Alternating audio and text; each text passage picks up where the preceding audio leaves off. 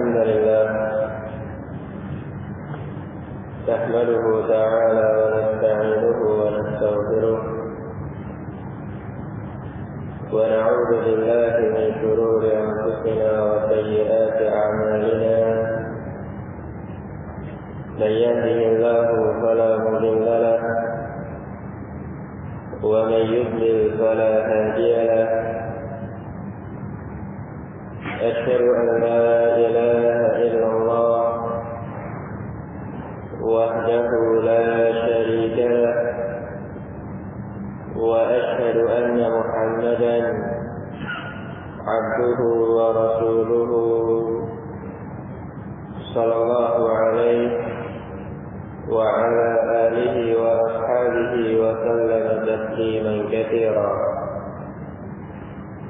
يا أيها الذين آمنوا اتقوا الله حق تقاته ولا تموتن إلا وأنتم مسلمون. يا أيها الناس اتقوا ربكم الذي خلقكم من نفس واحدة وخلق منها زوجها وبث منهما رجالا كثيرا ونساء واتقوا الله الذي تساءلون به والأرحام إن الله كان عليكم رقيبا. يا أيها الذين آمنوا اتقوا الله وقولوا قولا سديدا يصلح لكم أعمالكم ويغفر لكم ذنوبكم ومن يطع الله ورسوله فقد فاز فوزا عظيما. أما بعد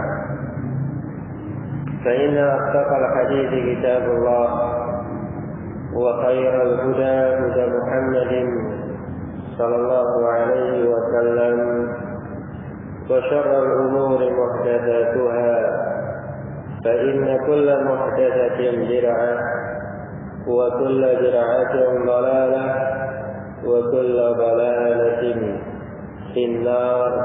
أعاذني الله وإياكم من النار. أيها الإخوة في الله أعزني Allah wa iyyakum. Kita lanjutkan kembali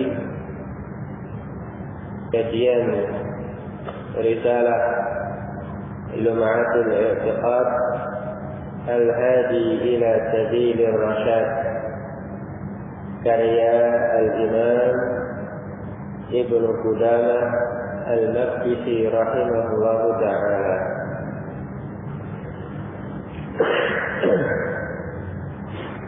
Masih dalam keterangan beliau rahimahullah tentang contoh-contoh sifat-sifat Allah subhanahu wa ta'ala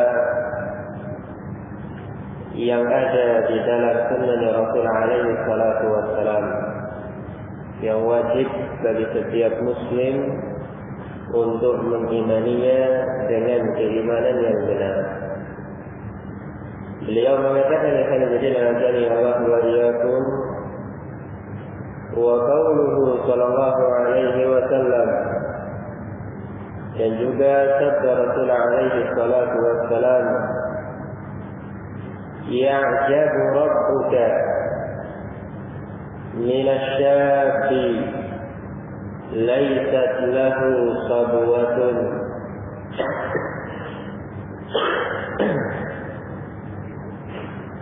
Kata Rasul alaihi salatu wassalam, ya'jabu rabbuka, sungguh Rabbmu Allah subhanahu wa ta'ala merasa kagum minasyabi terhadap seorang pemuda laisat lahu sabwatun, yang tidak memiliki masa kanak-kanak. Maksudnya azani Allah wa iyyakum, Allah azza wa jalla kagum terhadap seorang pemuda yang masa mudanya dihabiskan untuk ketaatan. Berbeda dengan keumuman pemuda yang mayoritasnya masa muda mereka dihabiskan dalam perkara-perkara yang sia-sia, dihabiskan dalam perkara yang justru mengundang murka Allah Subhanahu wa taala, digunakan untuk bermain-main, tidak ada ihtimam, tidak ada semangat untuk beribadah, yang ada hanya menuruti hawa nafsunya. Allah wa iyyakum. Maksud hadis ini demikian. Bukan berarti pemuda yang langsung gede tanpa melewati masa kanak-kanak. Tidak ada. Nah, baik. Hadis yang mulia ini Allah wa iyyakum diriwayatkan oleh Imam Ahmad bin Hanbal rahimahullah. Namun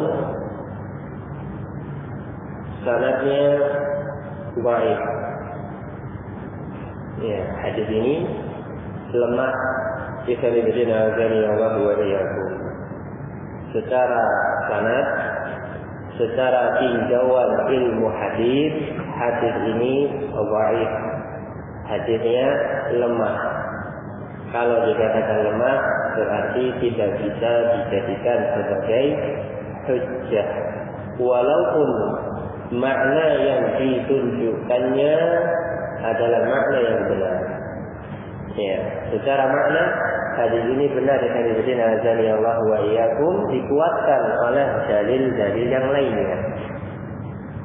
Ya, padanya terdapat keutamaan pemuda yang menghabiskan masa mudanya untuk ketaatan kepada Allah Subhanahu wa taala.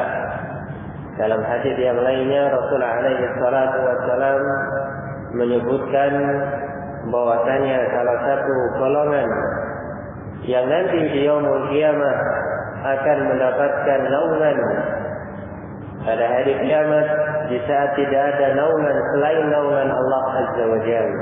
Salah satunya pemuda yang tumbuh di atas ketaatan. Ini keutamaan tersendiri bagi hamba-hamba Allah Subhanahu wa taala yang diberi taufik mengenal agama yang benar sejak usia belia. Bagaimana dengan yang mengenal Islam yang sesungguhnya, yang mengenal kebenaran dalam keadaan usianya sudah berumur, Allah wa iyyakum. Mungkin dia mengenal dakwah yang benar, sudah berkepala tiga, sudah beranak pinak, nah bahkan mungkin sudah memiliki cucu dan semisalnya, maka tidak ada kata terlambat Allah wa iyyakum. Apakah mereka masih bisa mendapatkan keutamaan yang sama seperti yang dimiliki oleh pemuda yang tumbuh di atas ketaatan, dinaungi oleh Allah Subhanahu wa taala nanti di yaumul qiyamah? Jawabannya Allah wa iyyakum, na'am. Masih ada kesempatan bagi mereka yang mengenal kebenaran dalam keadaan usianya sudah lanjut Allah wa iyyakum, atau mungkin dianggap sudah terlambat, padahal tidak. Masih ada jalan bagi mereka mendapatkan keutamaan yang sama yang bisa diraih oleh pemuda yang tumbuh di atas ketaatan.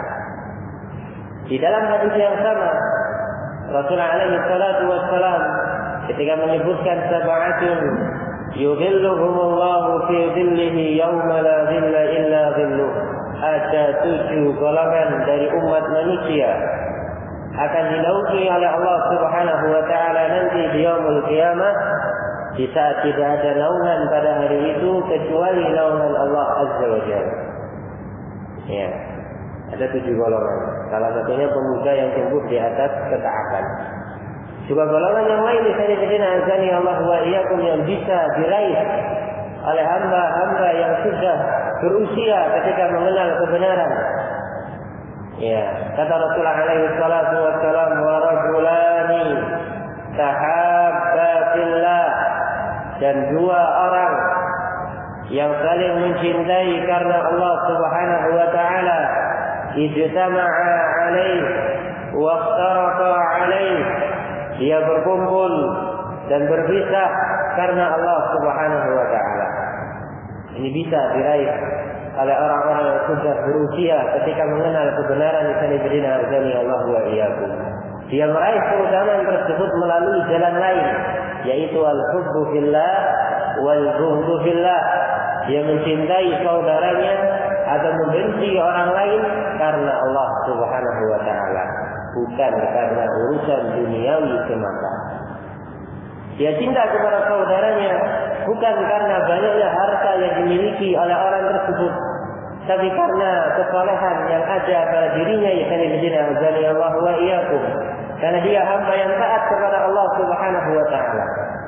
Begitu pula sebaliknya, tatkala dia membenci saudaranya, Allah wa iyyakum, bukan karena tendensi duniawi semata, namun dikarenakan Allah wa iyyakum, hamba tersebut adalah hamba yang durhaka kepada Allah dan Rasulnya sallallahu alaihi wa ala alihi wasallam. Nah, ini jalan yang lain yang bisa kita tempuh, yang mungkin merasa sudah berumur ketika mengenal al-haq. Bahkan pada hadis yang sama ada jalan yang kedua yang juga bisa diraih bagi siapa saja dari hamba-hamba Allah Subhanahu wa taala. Kata Rasul sallallahu alaihi wa ala alihi wasallam, wa rajulun, dan juga seorang laki-laki yang bersendirian bermunajat kepada Allah Subhanahu wa taala, qiyamul lail, menegakkan salat malam, Allah wa iyyakum, mengharap ampunan dari Allah Subhanahu wa taala karena takut kepada Allah Subhanahu wa taala. Fafadat aynah, kemudian kedua matanya mengalirkan air mata karena takut terhadap neraka Allah Subhanahu wa taala. Ini juga bisa diraih oleh hamba-hamba yang sudah berumur ketika mengenal kebenaran. Allah wa iyyakum.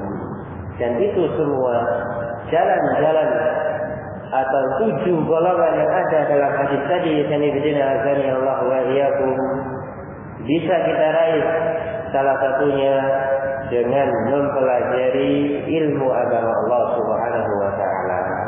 Bagaimana kita mencintai orang lain karena Allah, ketentuannya ada dalam agama kita. Bagaimana cara menumbuhkan rasa takut kita kepada Allah Subhanahu wa taala sehingga kita tatkala bersendirian bermunajat kepada Allah Subhanahu wa taala meneteskan air mata karena takut kepada Allah Azza wa Jalla, karena rindu kepada Allah Subhanahu wa taala.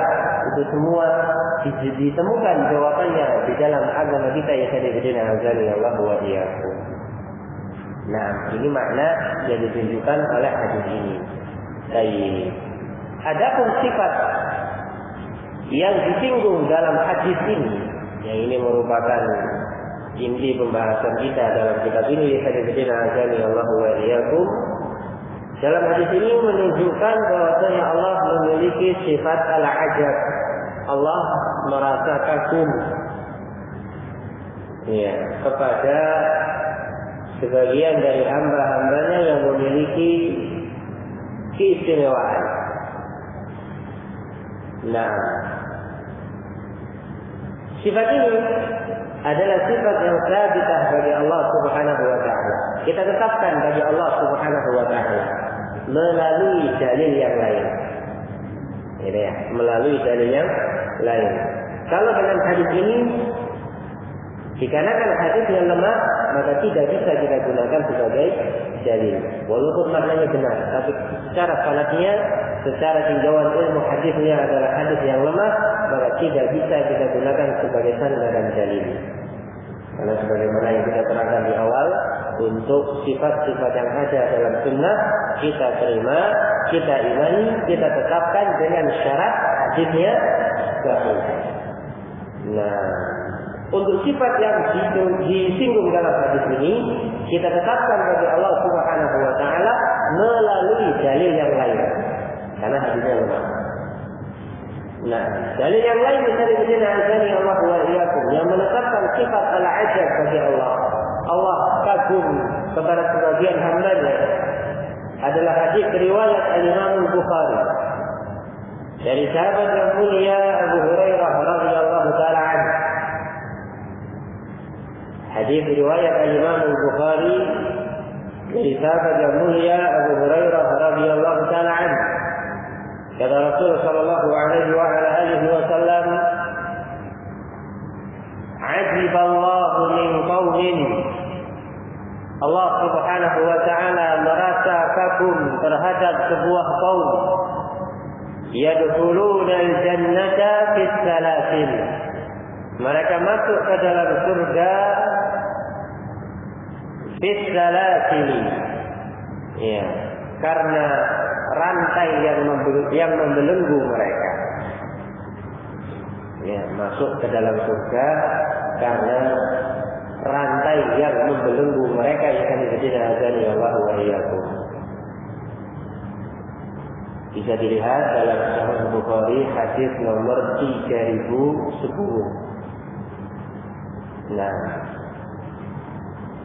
kalau ini hadisnya sahih. Sehingga Allah memiliki sifat al-ajab. Allah kagum terhadap hamba-hambanya. Di sini Allah melalui berita dari Rasulullah alaihi salatu wassalam merasa takjub, kagum terhadap sebuah kaum yang masuk ke dalam surga karena rantai yang membelenggu mereka. Ini terkait dengan tawanan perang. Ya. Jadi yang dimaksud oleh hadis ini itu terkait dengan orang-orang kafir yang menjadi tawanan perang kaum muslimin. Mereka dibelenggu ikan kedina azani Allah wa iyyakum dengan rantai-rantai. Ya, karena tawanan perang khawatir nanti memberontak atau membuat kerusakan atau kabur, ya, sehingga dibelenggu dengan rantai. Kalau dibelenggu pakai tali rafia, usul bisa dikira azani Allah wa iyyakum. Nah, gitu ya. Kalau mungkin sama sekarang diborgol, gitu ya, supaya nggak kabur. Nah, yang tadinya ingkar kepada Allah Subhanahu wa taala, bahkan berani ya menentang Allah Subhanahu wa taala, kemudian terlibat peperangan dengan kaum muslimin. Ya. Ketika mereka kalah dalam peperangan di sana azani Allah wa iyyakum, kemudian menjadi tawanan perang kaum muslimin, di saat mereka mendengarkan kebenaran dari Al-Quran Al-Karim, kebenaran dari Sunnah Rasul Sallallahu Alaihi Wasallam, mereka pun akhirnya masuk ke dalam Islam. Yang tadinya kufur, yang tadinya ingkar, bahkan sampai memerangi Islam dan kaum muslimin, angkat senjata untuk memerangi kaum muslimin, kemudian dikalahkan oleh Allah Subhanahu wa taala melalui tangan-tangan para mujahidin, berubah menjadi tawanan perang yang mendengarkan hadisnya Rasul, dijelaskan, ya, turunlah hidayah pada hati orang tersebut di hadis azan Allah wa iyyakum, sehingga dia mengucapkan dua kalimat syahadat, tanda dia masuk dan memeluk agama Islam. Nah, baik. Sehingga sifat al-ajab, ya, Allah Subhanahu wa taala takjub dan kagum kepada sebagian hamba-hambanya, ini merupakan sifat yang ditetapkan bagi Allah Subhanahu wa taala. Dengan dalil tadi hadis riwayat Al-Imam Al-Bukhari dari sahabat Abu Hurairah radhiyallahu taala. Nah, adapun dengan hadis yang disampaikan oleh Ibnu Qudamah al-Maqdisi rahimahullah, dikarenakan hadis yang lemah, hadis yang baik, sekalipun maknanya sahih, tidak bisa kita jadikan sebagai sandaran dalil. Mungkin ada yang bertanya, bukankah Ibnu Qudamah al-Maqdisi rahimahullah seorang imam, seorang master, ya, di bidang ilmu syariah, kok bisa menyebutkan hadis yang lemah? Ya, ketika menyebutkan sifat-sifat Allah Subhanahu wa taala. Ada yang bertanya demikian atau tidak kira-kira? Ya, kok bisa? Imam sekaligus Ibnu Qudamah Al-Maqdisi rahimahullah taala, imam besar dari mazhab Hanabilah, menyebutkan hadis yang dhaif dalam kitabnya. Ketika menyebutkan contoh sifat-sifat Allah Subhanahu wa taala. Nah, maka jawabannya ikhwatina azani Allah wa iyyakum huwa ma'dzurun. Beliau rahimahullah taala, demikian pula imam-imam yang lainnya ikhwatina azani Allah wa iyyakum yang mungkin memiliki kekurangan yang sama, menyebutkan dalam kitab-kitab mereka hadis-hadis yang lemah dan semisalnya ikhwatina azani Allah wa iyyakum mendapatkan udzur. Kenapa kok diberi udzur? Dikarenakan di masa mereka ikhwatina azani Allah wa iyyakum tidak semudah masa sekarang ini dalam mencari sanad sebuah hadis. Ya. Kalau zaman sekarang Masya Allah betul-betul dimudahkan.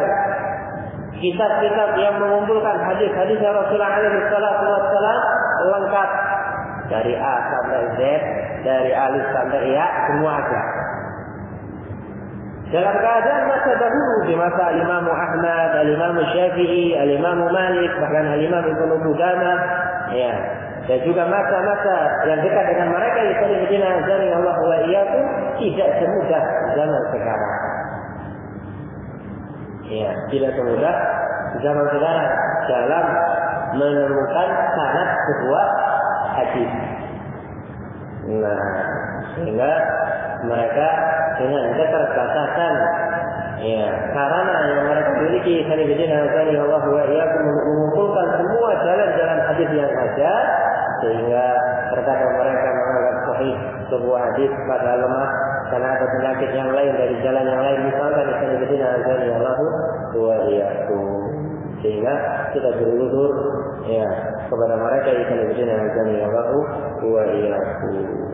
Nah, kalau zaman dahulu untuk mendapatkan satu hadis ikhwatina azani Allah wa iyyakum luar biasa perjuangannya. Ada yang hanya untuk mendapatkan satu hadis melakukan perjalanan ya selama sebulan penuh satu hadis saja. Kalau zaman sekarang tinggal duduk manis, ya.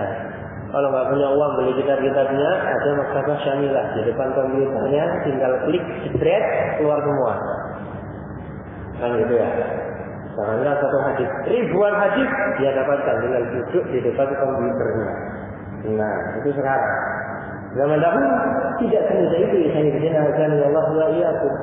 Sehingga para ulama di zaman tersebut menghukumi sebuah hadis, menilai sebuah hadis sesuai dengan ilmu yang ada pada mereka, sesuai dengan pengetahuan mereka terhadap dalil-dalil atau jalan-jalan hadis tersebut.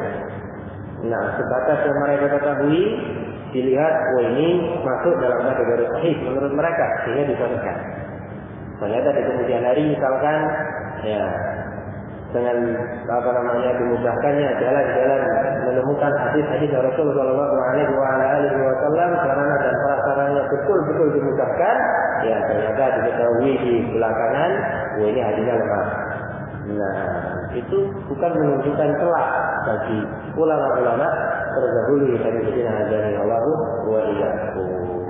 Nah, hasil penilaian mereka itu merupakan hasil dari kemampuan yang ada pada diri mereka yang azani Allah wa iyyakum, dengan sarana yang ada pada zaman mereka yang azani Allah wa iyyakum. Nah, baik.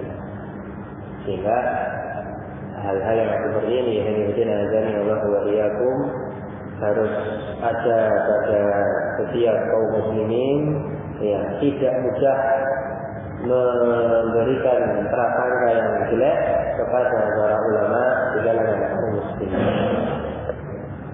Selanjutnya, wa qauluhu sallallahu alaihi wa ala alihi wa sallam, dan juga sabda Rasul sallallahu alaihi wa ala alihi wa sallam, yab'atsullahu ila rajulaini Allah Subhanahu wa taala tertawa ya kepada dua orang, melihat dua orang dari kalangan hamba-hambanya. Dhahika yadhaku artinya tertawa. Sehingga Allah Subhanahu wa taala memiliki sifat yang demikian. Sesuai dengan kemuliaan Allah Subhanahu wa taala, tidak sama dengan tertawanya makhluk. Baik.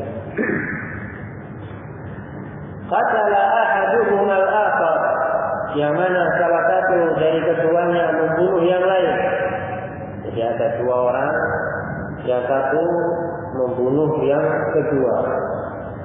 Thumma yadkhulani al-jannah, ternyata dua orang tadi sama-sama masuk surga. Nah, hadis sahih diriwayatkan oleh Imam Bukhari dan Imam Muslim. Nah, ini kejadian yang dialami oleh Allah oleh hamba-hamba Allah Subhanahu wa taala di medan pertempuran jihad di jalan Allah Subhanahu wa taala. Yang dulunya dia kafir, berada di barisan kaum musyrikin, membantai hamba-hamba Allah Subhanahu wa taala dari kalangan kaum muslimin, mati sebagai syuhada, nah masuk surga. Pembunuhnya tadinya masih kafir. Ternyata di kemudian hari Allah Subhanahu wa taala membukakan pintu taubat untuknya, diberi taufik dan ilham untuk kembali kepada Allah Subhanahu wa taala, masuk ke dalam Islam dan mati di atas keislaman. Ketika nanti dia mau kiamat, kaget sang korbannya tadi, kan nggak tahu apa yang terjadi setelah dia wafat. Tahu-tahu loh, itulah ikut masuk surga.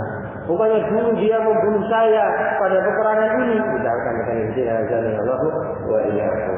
Maka melihat hal yang demikian, Allah Subhanahu wa taala tertawa dengan Allah wa iyyakum. Dan ingat, sifat ini kita tetapkan bagi Allah Subhanahu wa taala sebagaimana zahirnya, dan harus diyakini sesuai dengan kemuliaan Allah Azza wa Jalla, tidak sama dengan tertawanya makhluk manapun. Misalnya Allah wa iyyakum. Nah, dari hadis yang mulia ini Allah wa iyyakum menunjukkan kepada kita ya, anna hidayah biyadillah. Yang namanya hidayah taufik di tangan Allah Subhanahu wa taala. Yahdi man yasha'u min 'ibadihi. Allah Azza wa Jalla memberikan hidayah tadi kepada hamba-hamba yang dikehendakinya. Orang yang tadinya musyrik, tadinya kafir, sangat-sangat menentang Allah dan Rasulnya alaihi salatu wassalam, sangat membenci Islam dan kaum muslimin. Belum tentu Allah wa iyyakum masih di atas kekafiran. Ya mungkin saat ini termasuk deretan orang-orang kafir, musuh-musuh Allah Subhanahu wa taala, belum tentu ditutup kehidupannya dengan kekafiran pula. Allah wa iyyakum. Ada kemungkinan Allah Subhanahu wa taala memberikan taufik kepada mereka sehingga mereka masuk ke dalam Islam. Sehingga prinsip Ahlussunnah wal Jamaah tidak diperbolehkan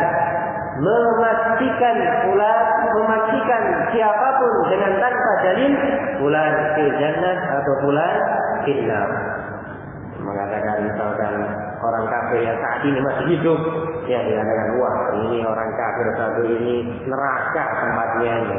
Loh kok bisa? Masya Allah, coba antum perhatikan bagaimana penentangannya kepada Allah dan Rasulnya, pelecehannya terhadap Islam dan kaum muslimin. Betul-betul hamba yang durhaka, yang kafir kepada Allah Subhanahu wa taala. Ini neraka tempatnya. Jadi dipastikan masuk ke dalam neraka. Ini bukan sikap yang benar. Karena tidak menutup kemungkinan di kemudian hari nanti Allah wa iyyakum, Allah membukakan pintu hidayah untuknya sehingga dia memeluk agama Islam. Begitu pula sebaliknya, yang saat ini Allah wa iyyakum berada di atas kebenaran, yang saat ini berada di atas hidayah, tidak menutup kemungkinan Allah Subhanahu wa taala mencabut hidayah tadi. Wal iyadu billah, sehingga menyebabkan hamba tersebut azani Allah wa iyyakum menutup akhir kehidupannya dengan kejelekan, mendapatkan su'ul khatimah wal'iyadu billah.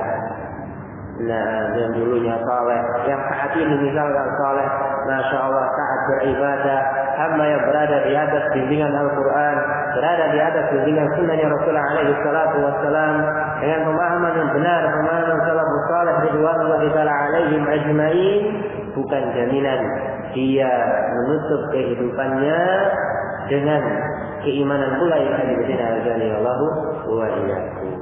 Karena semuanya di tangan Allah Subhanahu wa taala. Sehingga Rasulullah alaihi salatu wasallam mengajarkan kepada umatnya untuk banyak-banyak berdoa kepada Allah Subhanahu wa taala, ya muqallibal qulub, tsabbit qulubana ala dinik. Wahai zat yang membolak-balikkan hati, kokohkan hati-hati kami di atas agamamu. Ya musarrifal qulub, sarrif qulubana ila ta'atik. Wahai zat yang membolak-balikkan hati dengan cepat, palingkan hati-hati kami menuju ketaatan kepadamu ya azani Allah wa iyyakum. Sehingga harus banyak-banyak berdoa kepada Allah Subhanahu wa taala, memohon hidayah kepada Allah Subhanahu wa taala, dan dijaga hidayah tersebut sampai akhir hayat kita ya azani Allah wa iyyakum.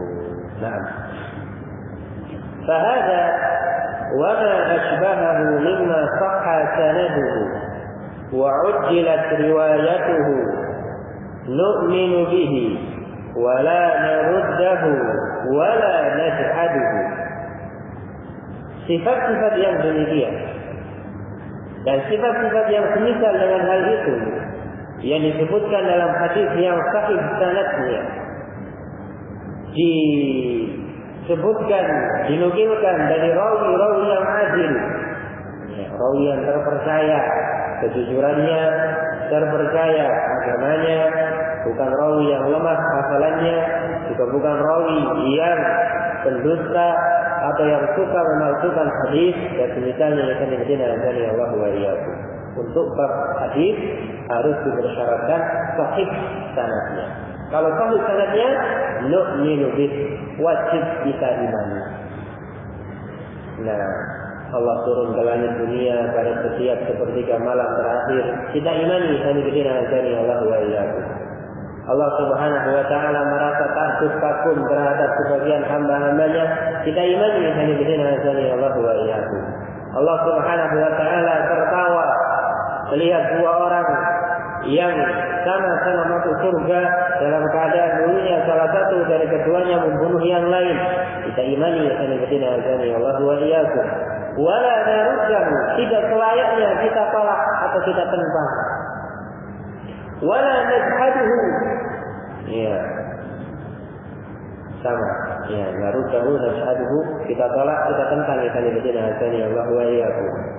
Wala nata'awwaluhu bi ta'wilin yukhalifu dhahirahu, dan juga tidak layak, tidak sepantasnya kita mentakwilkan, merubah maknanya dari makna yang zahir. Ya, tidak mau menerima karena dirasa tidak mungkin hal itu ada pada Allah Subhanahu wa taala, atau tendensi-tendensi yang lainnya yang azani Allah wa iyyakum, akhirnya dirubah-rubah. Ya, nah tidak demikian seharusnya seorang muslim. Wala nushabbihuhu bi sifatil makhluqin wala bi simatil muhdatsin, dan tidak pula layak bagi kita menyerupakan sifat-sifat tersebut dengan sifat-sifat yang ada pada makhluknya. Nah, sifat yang makhlukin dengan sifat yang muhdatsin itu sama, ya, semakna. Baik, sehingga sifat-sifat yang di atas, Allah turun ke langit dunia, Allah takut, kagum terhadap sebagian hamba-hambanya, tertawa atau semisanya azani Allah wa iyyakum, tidak sama dengan makhluknya. Ya, karena Allah menyebutkan di dalam firman surat Asy-Syura yang ke-11, "Laisa kamitslihi syai'un wa huwa as-sami'ul basir." Tidak ada yang serupa dengan Allah Subhanahu wa taala siapapun dan apapun. Tapi Allah Subhanahu wa taala dialah Zat yang Maha mendengar yang Maha melihat dari Allah wa iyyakum. Wa na'lamu anna Allah Subhanahu la syabiha lahu. Kita meyakini bahwasanya Allah Subhanahu wa taala tidak ada yang serupa dengannya, wala nazira, tidak ada yang setara dengan Allah Azza wa Jalla. Laisa kamitslihi syai'un wa huwa as-sami'ul basir. Tidak ada yang serupa dengan Allah Subhanahu wa taala dan dialah Zat yang Maha mendengar lagi Maha melihat. Nah, wa kullu ma yukhayyalu fi dhihni aw khatara bil bal fa inna Allah ta'ala bikhilafih. Dan segala sesuatu yang terkhayalkan dalam imajinasi kita, terlintas dalam benak kita, maka yakini, ingatlah sesungguhnya Allah Subhanahu wa taala tidak sama dengan hal itu. Terkadang sebagian pihak ketika mendengarkan sifat-sifat Allah Subhanahu wa taala, Allah beristiwa di atas arsy-Nya, kemudian Allah turun ke langit dunia, terkadang muncul bayangan-bayangan dalam benak kita, muncul imajinasi dalam pikiran kita, ya kadang-kadang azani Allah wa iyyakum, berusaha membayang-bayangkan, menggambarkan seperti apa Allah Subhanahu wa taala turun dan misalnya. Ini termasuk perkara yang harus kita tepis, kita kadang-kadang azani Allah wa iyyakum. Karena sama halnya kita menyerupakan Allah Subhanahu wa taala dengan imajinasi pikiran kita. Ya. Walaupun secara lisan tidak kita ucapkan Allah itu seperti ini turunnya.